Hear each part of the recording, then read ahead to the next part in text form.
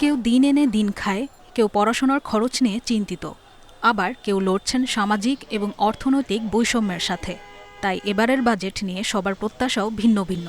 বাজেটটাকে আরও সুনির্দিষ্ট কিছু খাতে বাড়িয়ে বা কমিয়ে আমাদের বাংলাদেশটাকে আরও উন্নতি করা যাবে। দ্রব্যমূল্যের ঊর্ধ্বগতিতে নাজেহাল নিম্ন মধ্যবিত্ত সহ সাধারণ মানুষ। আসন্ন বাজেটে তেল, চাল ও ডালসহ সব ধরনের খাদ্যদ্রব্যের দাম সহনীয় থাকবে এমনটাই প্রত্যাশা তাদের।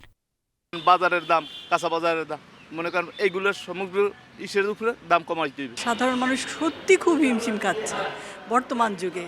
যা টাকা পায় সেটা দিয়ে তার চলে না। সমাজের প্রান্তিক জনগোষ্ঠীর প্রত্যাশাও কম নয়। মাসিক ভাতা ও সামাজিক নিরাপত্তায় সরকারের আরও কার্যকর পদক্ষেপ চান তারা। বাংলাদেশের জন্য নতুন কোনো বাজেট করতে চান সেইভাবে করবেন, যদি এক বছর যদি বাংলাদেশ ডাউনও থাকে যেন ওই ডাউনের টাকা দিয়ে যেন আমরা ঋণমুক্ত হতে পারি। শিক্ষা ও স্বাস্থ্য খাতে মান উন্নয়ন এবং গবেষণায় বরাদ্দ বাড়ানো এখন সময়ের দাবি।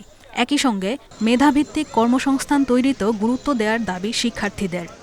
বেকার যারা আছে বা যারা ছাত্র সমাজ আছে এদের ক্ষেত্রে যাতে চাকরির যে সুবিধাটা এটা যেন বাড়ে। বিশ্ববিদ্যালয়গুলোর রিসার্চের জায়গাটা যে ঘাটতি, এগুলো তো দেখা যাবে যে আর্থিক দিকের যে ফ্যাসিলিটি সেটা নিশ্চিত হবে। অর্থনীতিবিদদের মতে মূল্যস্ফীতি নিয়ন্ত্রণ, কর্মসংস্থান সৃষ্টি এবং শিক্ষা স্বাস্থ্য খাতে বাস্তবভিত্তিক বিনিয়োগ ও সক্ষমতা বাড়ানো গেলে কিছুটা পূরণ হবে সাধারণ মানুষের প্রত্যাশা। বেকারত্বের কারণেই তো দারিদ্র বাড়ছে, বৈষম্য বাড়ছে।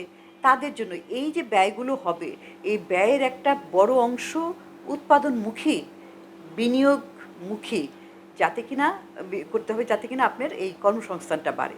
এইভাবে আপনার ওই যে একটা মূল্যস্ফীতির চাপটা যদি হয়, সেটাকে আপনাকে সামাল দিতে হবে এই পলিসিটার মাধ্যমে।